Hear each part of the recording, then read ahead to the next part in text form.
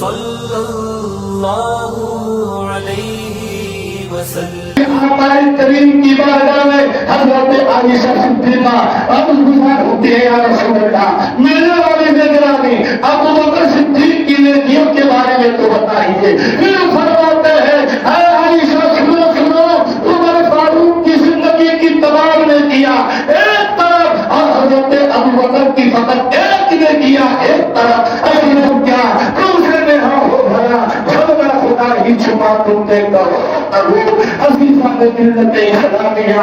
जब हजरत अबू बकर सिद्दीक ये कौन है, प्यारे आका के सबसे करीबी दोस्त है और खलीफा अव्वल है। अजीजा ने दिल ने इस्लामिया।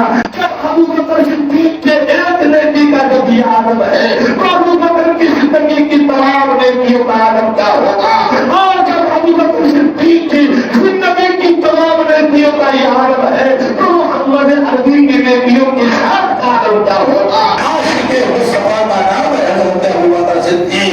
अपनी जिम्मेदारी को, अपनी खिलाफत को जो आपको अता की गई थी, बड़ी जिम्मेदारी